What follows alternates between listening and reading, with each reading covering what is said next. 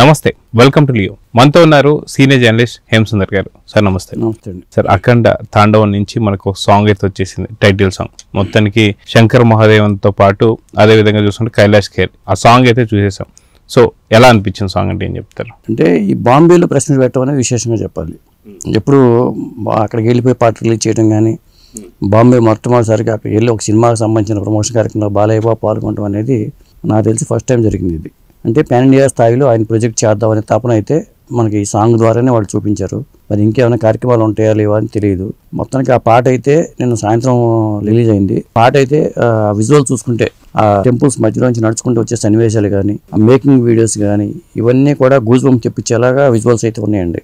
అదే కాకుండా చూసుకుంటే సాంగ్ మీరు ఇందాక అన్నట్టు పిక్చరైజేషన్లో కానీ అన్నీ కూడా హిమాలయాల్లో ఉన్నట్టుగా మనకి ఎక్కువ శాతం కనిపించింది. సో కంప్లీట్గా హిమాలయాలకే పరిమితం కాబోతున్నాడు అఖండ అంటే ఏమంటారు? అంటే యంగ పాత్రను కూడా మనకు విజువల్స్లో చూసాం. ఆ యంగ పాత్ర ఉంది, ఈ పాత్ర ఉంది. ఇంకొకటి ఏంటంటే వాళ్ళు చెప్పిన దాన్ని బట్టి లొకేషన్స్లో నిన్న వాళ్ళ ప్రసంగాలు కూడా ఉన్నాయి. బాలయ్య బాబు ప్రసంగం ఉంది. అంటే ధర్మం కోసము, ధర్మాన్ని కాపాడే ఒక శక్తి కోసం ఈ సినిమా చేసామని చెప్పి వాళ్ళు మాటల ప్రసంగాల్లో ఓవరాల్గా చెప్పారు. మరి ఒక విధంగా చెప్పాలంటే బోయపాటి గారికి, బాలయ్య గారికి ఇది 4వ సినిమా. కానీ వెనకాల వచ్చిన తమన్కేమో 5వ సినిమా అయిపోయింది. అంటే తమన్తో ఏర్పడిపోయిన బాండింగ్ అనేది అలా 5 సినిమాలుగా కంటిన్యూ అవ్వటం అనేది ఒక విశేషంగా చెప్పాలి.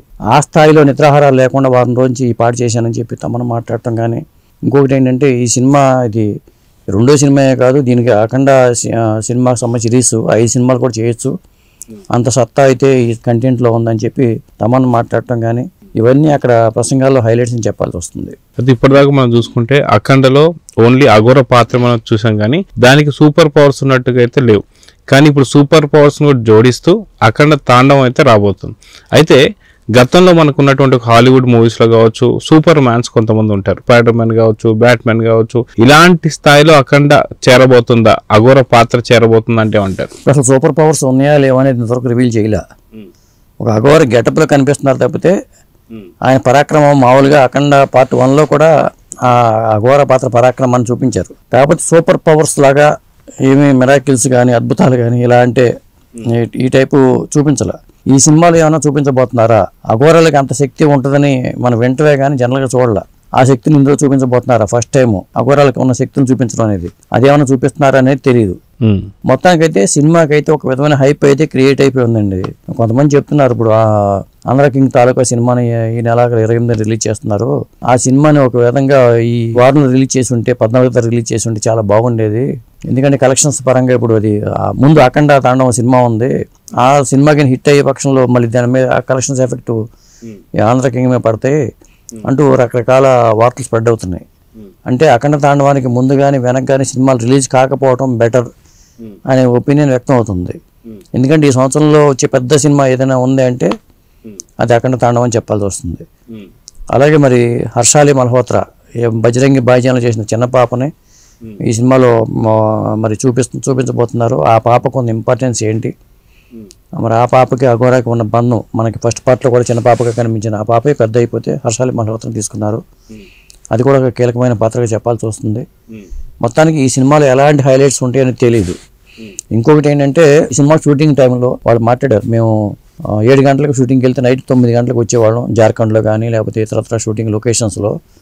మేమందరం స్వెటర్స్ కాళ్ళకి గీళ్ళకి చలి రాకుండా మేము అంత జాగ్రత్తలు తీసుకుంటే ఆయన మాత్రం కేవలం ఒక ఇది కట్టుకుని సెట్లో అంతసేపు ఉండటం అనేది విశేషంగా అంటూ తమను చెప్పారు, అటు బోయపాటి గారు చెప్పారు. అది ఒక విధంగా చెప్పాలంటే బాలయ్య ఓర్పుకి నిదర్శనంగా చెప్పొచ్చు. అదే కాకుండా మనం చూసుకుంటే పాట లిరిక్స్లో కూడా మహాకుంభమేళ అని చెప్పే పదాలు కూడా వచ్చాయి. అంటే ఈ సినిమాలో మహాకుంభమేళ గురించి అసలుకి దాని యొక్క వైభవం ఏంటి, ఎందుకు మహాకుంభమేళ జరుగుతుంది, అక్కడ ఆ సాధువులు కావచ్చు, అఘోరాలు కావచ్చు ఎందుకు వస్తుంటారు, సూక్ష్మ అఘోరాలు కూడా ఉంటారు అని చెప్పి, దేవతలు కూడా సూక్ష్మ రూపంలో వస్తుంటారని చెప్పేసి గతంలో మనం డిస్కస్ చేసాం. సేమ్ అదేవిధంగా ఇక్కడ మహాకుంభమేళ గురించి కూడా చాలా పెద్ద ఎత్తున చెప్పే ప్రయత్నం చేస్తున్నారేమో అని చెప్పేసి అనిపిస్తుంది. పాటలో కూడా లిరిక్స్ ఉంది, మీరేమంటారు? అంటే నేను అనుకోవడం ఏంటంటే కుంభమేళా మీద సపరేట్గా ఒక సినిమానే వద్ది.